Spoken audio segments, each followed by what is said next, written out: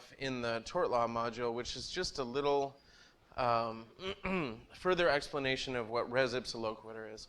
So if you remember, we had the slide that showed the guy with the surgical tool, the hemostat or whatever, in his body on the x-ray, and we said, you know, who could have put it there but the doctor? We're also going to talk about some res ipsa stuff when we are in product liability today.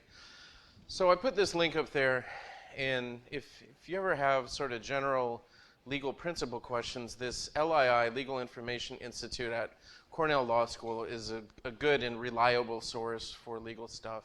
So there's a lot of bad legal advice for free on the internet. This is legal information, not legal advice, but it's a good source. So it says it allows a plaintiff to meet the burden of proof with circumstantial evidence.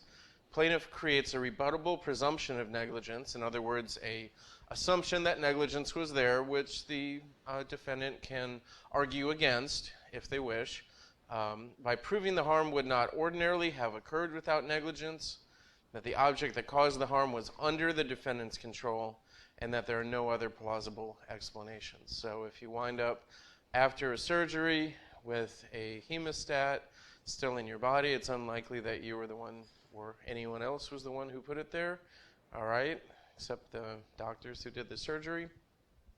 So that lets you go forward with that.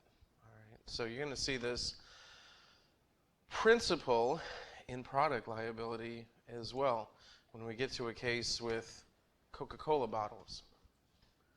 Okay. So product liability is kind of an interesting area of law. I don't practice in this area, but it's something that is business people, future business people, you're going to need to know, all right, if you're producing any kind of products in your business. And we're going to trace a little bit of the history of how this law has evolved. Okay, so this is kind of an interesting area of law as we talk about how common law changes over the years and how the law kind of evolves. We have a few cases that we're going to discuss where you can really clearly trace an evolution of this law from what it was to what it is today. But as an overview, you should know that product liability claims are tort claims. In other words, it's a civil wrong generally related to a breach of a duty, and it causes some kind of harm to the person who brings a suit, called the plaintiff. It could be financial harm. Often the examples we're going to use are physical harm, okay? But you purchase a product and it hurts you, okay? So how do these claims come about from a legal sense? Well, we're going to look at negligence, we're going to look at breach of warranty, and then we're going to look a little bit at strict liability, which is a concept that we talked about in the last chapter, tiger keeping and things like that. And it's going to be modified a little bit here as we get into product stuff. But, you know, this law of product liability changes and evolves over the decades. So here's an example of a product liability case. Now, this was a massive product liability case. There was a drug called Vioxx, and it was, I think it was a painkiller and arthritis treatment drug, okay? And so Merck Pharmaceuticals began selling this in 1999, and apparently it did a pretty decent job at cutting down on this pain. However, apparently it hadn't been very well tested, and I don't know all the rules around the FDA drug approval process, but I know it's generally very strenuous, but sometimes things slip through, okay? And so about the same time, 1999, they began a study of patients taking this Vioxx drug to see if it was more effective than other drugs at this time. And they found something else. They found a side effect, and it was a higher rate of heart attacks and strokes. Meanwhile, millions of people are taking this drug, and some of them start to have heart attacks and strokes that seem to be related to taking this drug. In other words, not just random chance, okay? So by 2004, the problem is becoming so obvious that Merck takes the drug off the market, okay? not much comfort to somebody who lost their loved one that, well, the drug's off the market now, okay? People lost a family member. In many cases, maybe it was the person who was providing for their family with income, so they have a real financial problem. And they banded together and sued Merck. Merck eventually settled these cases by putting $4.85 billion into a settlement fund to resolve the lawsuits. Okay, millions of people had taken the drug. So that's an example of a really large product liability case, and I think we've talked a little bit about the concept of a class action lawsuit where you have many people with a similar injury. A lot of times it's a smaller injury, like we talked about Netflix overcharging people about $30 on average. In this case, it was a large number of people who had pretty serious injuries or death. Okay, but Merck made a sort of global settlement in this case. I don't think a settlement of this size is necessarily typical for a products liability case. This is just a well-known one, okay? But sometimes, if a company makes a major mistake and they sell that product to a lot of people, then there is a very large amount of money at stake, okay? Now, your book gives you an example of the McDonald's hot coffee case, I think, as an example of gross abuse by plaintiffs. And many people who haven't researched the case will use the same example. Many politicians in particular will say lawyers are out of control. The tort system is out of control. Product liability is out of control. You can spill coffee on yourself and get millions and millions of dollars. All right, so they're talking about this case from 1994, and it's Liebeck versus McDonald's. The famous $2.9 million cup of coffee. Okay, and it led to talk about tort reform. And in some states, in response to this case, they passed damage caps on product liability or tort cases.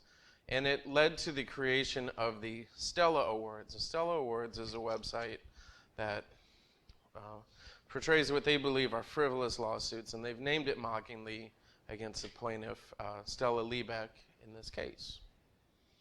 All right. Here's what you don't, I'm sorry whoever just threw up when they saw the picture. Here's what they don't tell you about the case. Okay, and I've put a short video that I'm not going to show it in class, but I hope you guys might take the time to watch it here. It's called Woman Burned by Coffee, Then the Media. It's a short documentary done by the New York Times about this case. I hope you take the time to watch it, okay? Because what you read in a soundbite or what you hear from a politician is not always the facts. I know that may come as a huge surprise. But this particular case, Stella Liebeck, she was 79 years old, all right? She did buy a cup of coffee from McDonald's. She was in a passenger seat of a car. I believe it was her son or her grandson who was driving. He passed her the cup of coffee. She set it down between her legs, and car pulled forward, and it spilled, all right? And then, boom, jackpot, $2.9 million, right? That's sort of how the story goes. Here's the problem with that, all right? So she actually got third-degree burns on her legs and her groin from the coffee. So if you know what a third-degree burn is, it's when it's so hot it kills your tissue, all right? The coffee was heated to 190 degrees. If you know, think back to high school chemistry, you know liquids, most water-based liquids like coffee are going to boil at around 212. So it was just shy of boiling. McDonald's advertised their coffee as the hottest coffee around. So this was intentional that it was that hot. Normal restaurants brew the coffee to about 135 to 140 degrees. That's still hot. Is it going to burn you? Yeah. Is it going to sear your flesh like this? Probably not. Okay. McDonald's had 700 previous written complaints about injuries caused by the coffee and how hot it was, all of which they disregarded. 700 complaints. okay? And they continued to brew it at this hot, and direct their restaurants to brew it this hot because this was a competitive advantage for them. There are training manuals. You can actually find them if you look up this case that instruct them to brew it this hot, okay?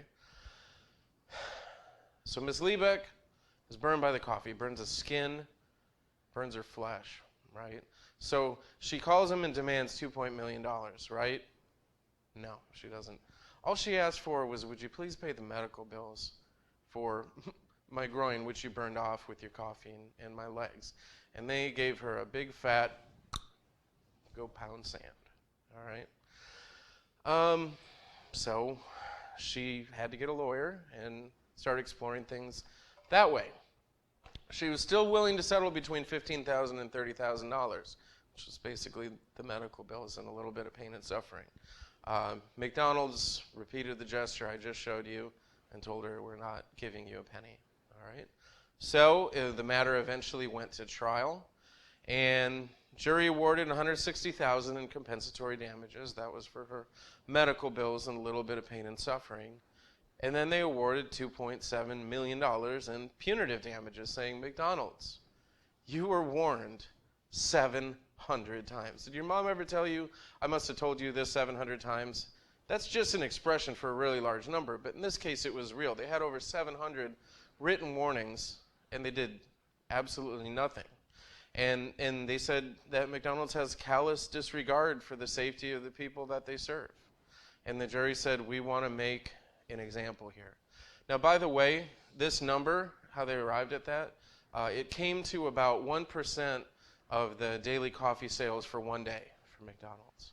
So it's not like this was really a big hurt on the company. But it obviously grabbed some headlines. Now, of course, McDonald's appealed, and later on these awards were both substantially reduced. Ms. Liebeck didn't get anywhere near that amount of money. What she did get was mocked and shamed until the end of her life because she dared to sue McDonald's for the coffee, all right? So she's been a talking point for politicians since 1994. She passed away 10 years after this. And she's the most famous example of so-called excess in tort cases. She's still held up as the reason that lawyers are evil and why consumers shouldn't be allowed to sue companies when they're damaged by a product. All right? So I hope you watch that movie. It's short. Like I said, it's 10 minutes or something like that. But it may give you a little bit of a new perspective on this stuff. People love to make fun of product liability until something happens to them or somebody they love. This is a picture of Toyota Camry. If you might know, they had a little problem with the brakes a while ago. They just kind of didn't work. I used to have one of these. My model wasn't affected. But, you know, so it's all fun and games until somebody loses an eye, as parents used to say. But so question what you hear is what I'm saying. Question what you hear. If somebody tells you, oh, this lawsuit is a famous example of excess, go read it. Google Scholar. It's all available for free. All right? So, talk about this in the general case. What is product liability? It's the idea that a manufacturer or a seller or a lessor, which is someone who offers something for lease, of goods can be held liable to consumers, users, and bystanders if their goods cause harm to them. Okay? And you're saying, well, that seems reasonable, or maybe you're saying that seems totally unreasonable. Okay, we'll deal with both. In the old days, we had a doctrine called caveat emptor, which is Latin for I'm giving you the finger. No, it's not actually. It's buyer beware. But it means about the same thing. All right? This is the response that I sold you something and it hurt you. Tough. Okay? That's how the legal doctrine was back in the very old days, pre-1900. Or some might say the good old days, depending on your point of view here. All right? So if you bought a product and you did not object to the defects in the product that made it dangerous, even if they were obvious, even if they were hidden, you had no right to sue the manufacturer. okay? Or anyone else in the chain of commerce there with that good. So if you bought a car, and it had a major defect that, say, caused it to catch fire when it was struck from behind at 20 miles an hour, and you didn't object to that, too bad. You were just screwed. Then, over time, the doctrine evolved a little bit in favor of the consumer. A little bit, all right? And it evolved to this privity of contract, and it said, okay, if somebody gets hurt by a product, they can only sue the manufacturer, and only if they bought directly from the manufacturer. If there was any kind of middleman, any kind of retailer or dealer or anyone in between, then there is no remedy for their injury. So like a car, how many of you guys, when you buy a car, do you go right to the Ford factory and buy it off the production line from the guys who made it? Nobody. You don't do that, right? That's not how it works. That's not really how it's ever worked, okay? So essentially, it was still providing complete protection to sellers as long as there was some kind of middleman in there, all right? So you buy a car from a dealer, it blows up due to a design defect. Oh, sorry, you bought it from the dealer, can't go through them to the manufacturer. Can't sue the manufacturer because you didn't deal with them directly. Privity of contract. Fast forward a little bit to 1916. This is what Buicks looked like in 1916. A little sportier than they are in 2018, wouldn't you agree? Look at the gold trim. Purple velvet seats, pretty nice. Okay. You might also notice that they have wooden wheels. That's kind of fancy. I don't think you could get that today. And maybe for good reason, because these things broke kind of a lot. All right. Somebody bought a Buick from a Buick dealer, sort of normal course of business. That wooden wheel broke. I'm guessing the person's name was MacPherson, because that's the name of the case. The wooden wheel broke. They were injured. And even knowing about this doctrine of privity of contract, they sued Buick anyways. And they said, look, just because this passed through my local auto dealer, I'm arguing for a change in the law here. And we've got Justice Cardozo. You might remember him from the Lego case the other day. Blanking on Paul's Graph case. Sorry, I was blanking on that. And Justice Cardozo says, yeah, it's time for a change in this doctrine. All right? So before, we thought the only way a manufacturer could be responsible to the end user is through a theory of contract. Okay? There had to be a transaction directly between manufacturer and consumer, and absent that contract, we were not going to read in any kind of liability. And he says, we put aside the notion that the duty to safeguard life and limb when the consequences of negligence may be foreseen, and catch that, foreseeability, grows out of contract and nothing else. And he says, the nature of an automobile gives warning of probable danger if its construction is defective. This automobile was designed to go 50 miles an hour. Wow, that's moving, right? Unless its wheels were sound and strong, injury was almost certain. So he did away with the privity of contract requirement in this decision. You get to see why Justice Cardozo is kind of a famous guy, right? Some pretty famous opinions. A lot of changes in the law happening around this time. So the holding in this case said that when a manufacturer produces a finished product that it knows is going to be sold to an end user, even if it's sold through an intermediary, that doesn't absolve them of responsibility, okay? Now, finished products, so if they were selling kits to a dealer and the dealer was putting them together, that's different, right? But if it's a finished product, comes out and it's just going to be resold, the manufacturer no longer gets to escape responsibility based on privity of contract. So let's explore this idea. He said some things there. He said foreseeability, injury almost certain, right? Sounds kind of like some of the language we talked about in negligence.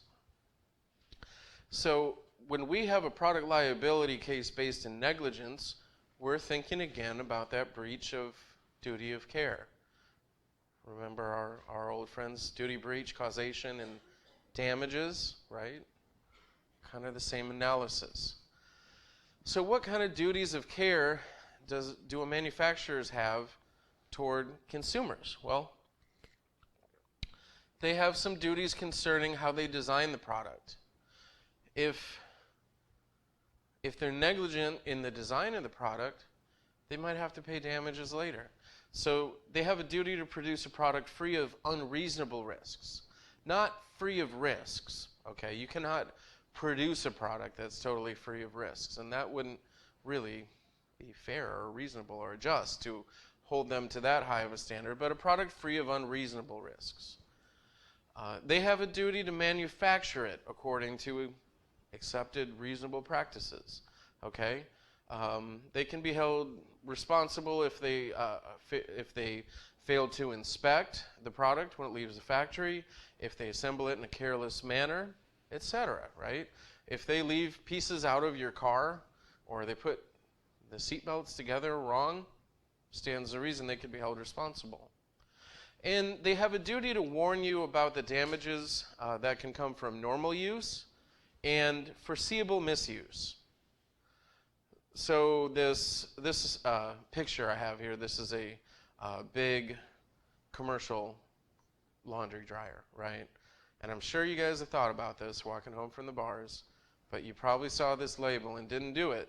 Warning, high spin speeds, do not put any person in this washer. Yeah, not a good idea. Washers or dryers, that won't go well. All right? Why do they have a label like this? Every time I see one of these, I know somebody tried it, right? So somebody got in the washer, their friends put it on spin, and they probably got hurt. So hence, the company put this label. They have no duty to warn about obvious dangers. Although most companies still will warn you about obvious dangers. If you buy a knife, it is not probably going to say, warning, knives are sharp. You could cut yourself if you cut yourself with this, right? But some will say that. All right, no duty to warn about obvious dangers, but normal use and foreseeable misuse. Now we get back to our old friend res ipsa. The thing speaks for itself. So this is the Escola versus Coca-Cola case from 1944. And Ms. Escola was a waiter at a restaurant, okay? And she was a server. She was serving people their food and beverages. And she was serving a bottle of Coca-Cola to somebody, and that bottle exploded in her hand. It was a glass bottle. It cut her, injured her. I think it like severed a tendon or something. It was a serious injury, not a trivial thing. Okay. And she sued the local company that bottles the Coca-Cola. You probably know, or you might know that Coca-Cola, their syrup is made in Atlanta or wherever the company is. They send it out all across the company, and local sort of franchisees mix it with the fizzy water, and they put it in the bottles and whatever. All right. So she sued the bottle company and said that the injuries are caused by the bottler's negligence.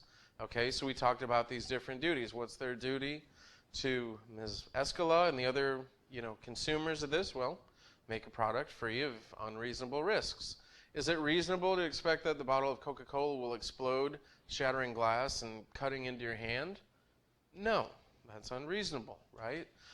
And so the court acknowledged the bottle likely exploded either due to too much internal pressure, so a mistake in loading it, essentially. If any of you guys have made your own beer, you know how that can happen. Or, I speak from experience here, right? Exploding bottles in the cupboard. Or there was some kind of defect in the bottle. And the defendant comes back and they said, well, look, here's our records, here's our manufacturing records. This is a standardized process. We did everything according to industry standards. We have an inspector come and look at the bottles. We don't think we breached a duty. Like, everything we did should be essentially up to industry standards. All right?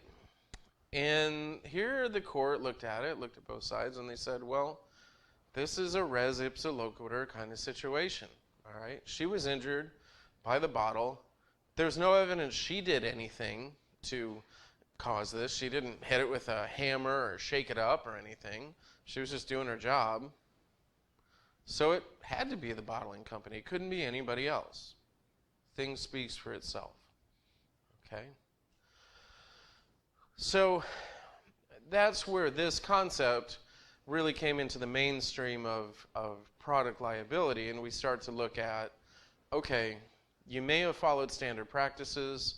You can't show, the plaintiff maybe can't show or doesn't have the ability to get evidence that you did something wrong in this particular case, but still, you were the one who made it or sold it or controlled it, and who else could have caused this? And somebody is injured, right? So in a concurrence here, Justice Traynor, now remember, a concurrence is neither the majority opinion, which is the law, nor is it the dissent, which is a justice saying, I disagree and complain. A concurrence is when one of the judges says, I agree with the result, but for different reasons. So concurrences do not create precedent, but they can be often more interesting than the majority opinion because they're more freely written, okay? And so Traynor said, it's in the public interest to discourage marketing defective products. If a product nevertheless finds its way in the market, it's in the public interest to shift the responsibility of that to the producer rather than the end customer, okay? So kind of a public policy shift, okay? In the old days, remember, caveat emptor meant the user bears all of the responsibility, 100%. And this is shifting more and more onto the manufacturer, saying, we don't think it's right that Miss Escola, who works as a server, should have to bear the financial responsibility for this defective product. We think the big Coca-Cola company should. All right? So when you think about this, this is kind of the pathway to strict liability in product liability, which is going to apply in a number of cases today. So strict liability in products is similar to strict liability in our just sort of garden variety tort cases. We talked about strict liability in tort when people did unreasonably dangerous things, like using explosives or keeping a pet tiger, using nuclear power, things like that. Unreasonably dangerous stuff, ultra-hazardous activities, all right? Now, when we think about it with product liability, we still have this unreasonably dangerous standard, but the examples of it are going to be a lot lower, okay? You don't have to manufacture explosives or nuclear materials here. What we do say is that manufacturers of defective products are responsible for the damages they cause through those products, regardless of their intentions or their exercise of reasonable care. So the same standard, essentially, right? If you were the world's greatest tiger trainer and your tiger bit somebody, well, it doesn't matter that your intentions were good, doesn't matter that you exercise reasonable care, it's still a tiger, it still bit somebody. So we're taking that concept and we're applying it to manufacturers. Okay, we know you didn't want to hurt your customers. We know that you took what looked like reasonable care, but you were selling a defective product that hurt people. Therefore, you have to pay them for their damages, assuming they can prove the damages. And it's a public policy kind of argument. Consumers ought to be protected from unsafe products. Who has more power? A giant company with millions or billions of dollars, or a server who gets her hand blown out by a bottle? right? Does she have a lot of money to hire lawyers and go after giant companies? No. All right. So over time, it was really, really favoring the companies to an extent that the courts and society felt was too much. So this is just kind of a shift. And, obviously the companies, I'm sure, were not very happy about this. They're like, we don't want to pay for damages. We want to keep selling products and making money and not pay for that stuff. And the court said, well, okay, you can still keep doing what you're doing. You have the option to raise your prices. That is essentially going to be your remedy. Okay? If this is costing you money, then you can either manufacture things that aren't defective or raise your prices to cover the cost of the lawsuits.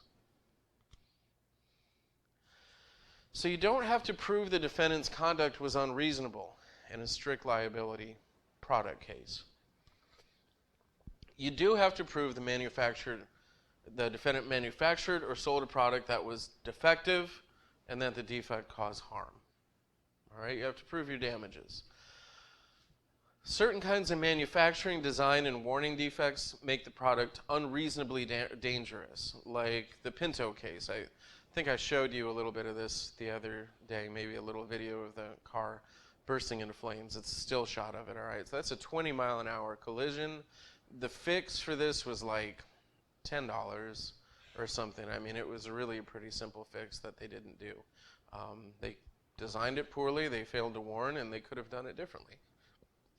So a court is going to use strict liability standard when the defective condition is unreasonably dangerous, the seller is in business to sell this product, and the product reaches the user without substantial change or modification by a third party. So this isn't going to apply to you if you sell something at a garage sale that you have one of and it causes some harm. You're not going to get a strict liability suit against you for your garage sale. This is for businesses that are in the business of doing this, okay? Now, what about warranties? Can those create some liability for manufacturers? And the answer is yeah. Warranty is a legally enforceable promise. Companies often make promises about their products, okay? They say things about how high the quality is, how long it's going to last, how it can be used, the benefits it's going to offer you. And that's fine, they have the right to do that, but when they make promises to customers, they have to fulfill those, generally speaking, or else there can be some liability, all right? If a manufacturer makes some promises about a product, turns out not to be true, you rely on it, you buy the product, you may have a claim for breach of warranty. So suppose somebody told you, foreshadowing this next case a little bit, suppose you're buying a car. Maybe some of you guys have lived on gravel roads. I live on a gravel road, and you know that sometimes other cars kick up bits of that gravel. It hits your windshield, right? Can crack it. Suppose somebody said, we've got a car that has 100% shatterproof glass, right? They say this at your local, I don't know, let's say Ford dealer. Yeah, we've got a car with 100% shatterproof glass. That's an express warranty. They're making that promise, essentially in writing, okay? That's the obvious version of a warranty. We've got these implied warranties as well that we'll talk about in a minute. But let's look at this obvious question of an express warranty. So Mr. Baxter goes to his local Ford dealer, and they tell him, yeah, we've got this Ford, shatterproof glass, right? It even had some kind of special name, triplex shatterproof glass. That sounds fancy, right? And it's on their brochures that they have in the dealership. All of the new Ford cars have a triplex shatterproof glass windshield, so made it will not fly or shatter under the hardest impact. It's a big claim for glass, right? Honestly, if they made that claim, I'd probably buy that because I've had a couple windshields damaged by gravel, all right? So Mr. Baxter is like, yeah, I'm excited. I'm going to buy this from my local dealer. And he buys it, and his windshield gets hit by a pebble, and it shatters. in direct contravention of what the literature said, and the glass goes in his eye. So he has a really awful day, okay? Not only does the windshield shatter when it's not supposed to, the glass goes in his eye, and it injures him badly, okay? Now, he bought the car from St. John Motors, his local dealer.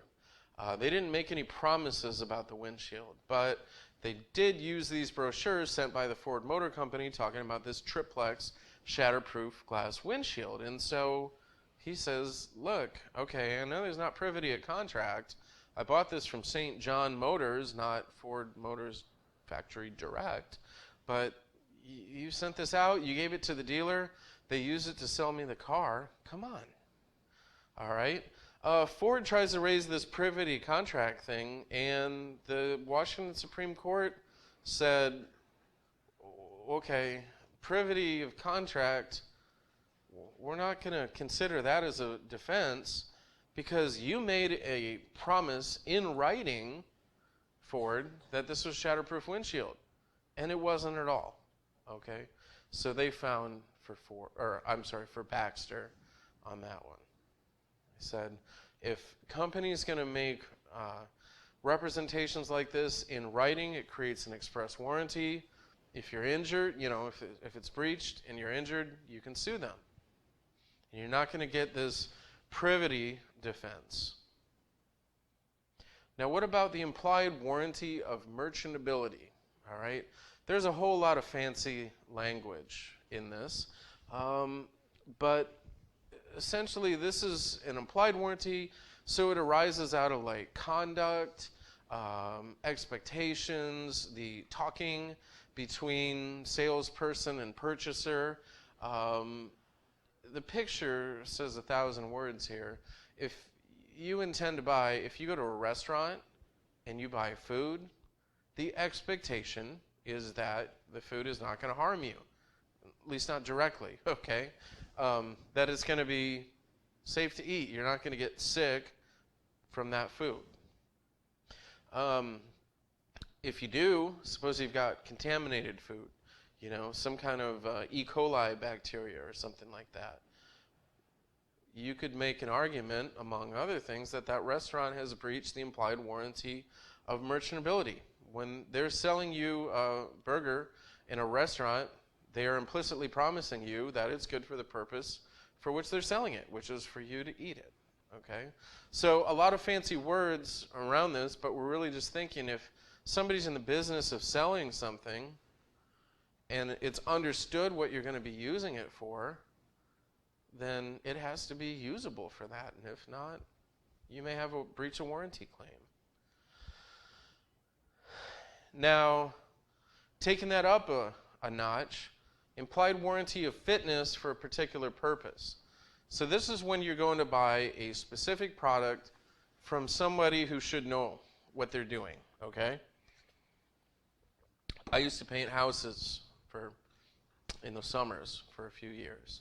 And if those of you guys who haven't painted houses, you might think, well, paint is paint, right? Actually, there are a ton of different kinds of paint. There's oil paint, there's latex, there's different gloss levels, there's different paints that you use for different surfaces and different things, okay? And, as a painter, you don't necessarily know all of that, but you know who does know that? The guys at Sherwin-Williams, the paint store that I used to use. All right, the managers and the workers there are trained. So you go in and you say, I'm painting a house, it's got cedar siding, and it's about 100 years old, and it's got some moisture damage. And they say, okay, you're going to need this, this, and this. And this is going to take care of it, right? So they're trained in that. They're selling you stuff, and they know what you're using it for if you communicate that. And so because they're in the business of that, and you've had that conversation, it creates an implied warranty of fitness for a particular purpose. So there's two different paint cans I have up here. The top one, that's just kind of an overall paint. It's an oil paint. You could use it for a lot of different things. That bottom one, that is an aluminum paint. It's made for painting like a silo or something like that. It costs probably a couple $100 a gallon by now. And if you put it on your house, I don't know what would happen, but probably some pretty bad things. Not to mention the fact it's super shiny and silver. So if I go in and I say, I'm painting this old Victorian house, I need some blue paint, kind of a matte level of gloss, and they say, yeah, sure. And then they give me the powdered aluminum stuff. That's a problem. That would be a huge problem for me. I have to answer to the customer, but the paint store would have to answer to me too, okay? So if they have, if you have evidence the seller knew about your specific needs and advised the buyer that this product would fit those needs, then it creates this warranty. Now again, limited to companies who are in business for doing this. If you're at my garage sale and I have a leftover can of paint and you say, hey, I'm painting my deck, can I use this? And I say, oh, sure. I don't know, you know. That doesn't create this warranty. I'm just some guy selling you one-off 1 gallon of paint. All right, it's for people or companies that are in the business of this. Now, what about disclaimers? You guys maybe buy a new product, you know, you get the little quick start guide, and then if you go look at the booklet, probably the first couple of pages are all these disclaimers that say all the things that they don't promise you or all the things you shouldn't do with the product, right? How effective those are depends on state law and the state that you're in. And you may even see some specific language that says, we disclaim this, this, and this. Your rights may be different in California and New Jersey or something, because every state has some different consumer protection laws, okay? And every state limits how much a manufacturer can disclaim. What would manufacturers like to do? They'd probably like to say, we just claim all warranties, express and implied, and you, by using the product, you hereby forever hold us harmless for anything that ever happens, right? They would love that. But states, and that's how it used to be, but states have said, okay, you can't get out from under every bit of liability. We have a federal law called the Magnuson-Moss Warranty Act that gives the FTC, Federal Trade Commission, authority to regulate those warranties on a federal level for consumer products. So again, if we're thinking about interstate commerce kind of things, they have the authority to regulate that. It has a set of requirements for written warranties on consumer products. It requires the manufacturer to identify a warranty as a limited or a full warranty. And it also limits some of what a company can disclaim. And then different states will have different laws that may supplement or modify this. But just know that a manufacturer can use some warranties, but they can't just disclaim everything. Now, what are some defenses to product liability claims? Because you're saying, okay, we learned about the history of this. We saw that at first the law was really favorable to manufacturers, and then over time, common law has changed, and it starts to look more favorable for consumers. Okay, what is a giant multinational company to do, right? Well, they still have plenty of rights and plenty of defenses. So one of those is assumption of the risk, right? And we remember this from the torts chapter. So if you're going to smoke cigarettes and then sue them later because you got sick, it could be said that you assume the risk. Okay? Now, I realize there has been litigation over how much the tobacco companies were responsible for some of this stuff, but in general, if you buy a knife and you're using it and you cut yourself, you don't generally get to sue the manufacturer by saying it was a design defect that this knife was sharp, or it was unreasonably sharp or too risky or something, right? If you use it and it's pretty clear what it is and the risks are kind of known, then you've assumed the risk. Product misuse, all right? So if you buy something and you use it to get high, like our friend Butthead is doing here. It's really nice the prospective students walk through while I have the slide up of Beavis and Butthead. maybe you can't read it, but he's huffing paint thinner, all right? It's not what it's for. It's used to thin or remove paint. But guys like him have figured out you can get high by sniffing it, all right? Does he get to sue the paint thinner company because he killed his last remaining brain cell? Probably not, right? It's a misuse. They're going to say it wasn't made for that. As a matter of fact, it says right on there, don't do this. Obvious risks. So this meat cleaver at the bottom, it says warning, sharp edge. Obvious risks can play in here as well. We talked about assumption of the risk when you kind of know something's dangerous and you do it anyways. Obvious risk, same thing. Knives are sharp. Fire is hot. Those kind of things. You buy a grill and you fire it up and you test its temperature by putting your hand over it and you burn yourself. That's on you, dumbass, right? So that's essentially what the jury's going to say. And then there's some statutory limits too. So different states, like I said, have put caps on damages for product liability. There can be a very short term of years that you have to bring a product liability claim. They can shorten the statute of limitations, essentially, or the time for bringing an action. So there are still a lot of defenses available to manufacturers. It is more balanced now, I would say, between consumer and manufacturer. I would not say it's all one way or all the other. It's somewhere in the middle, and it just kind of depends on the individual cases. So a quick review of these. Product liability claims are tort claims. They come out of negligence or breach of warranty or strict liability. Res ipsa, I want you to think about the exploding Coca-Cola bottle. The thing speaks for itself. Who had control over that Coca-Cola bottle other than the bottling company? As with all tort claims, there are some defenses available. Due diligence, in other words, trying to make your products as best as you can.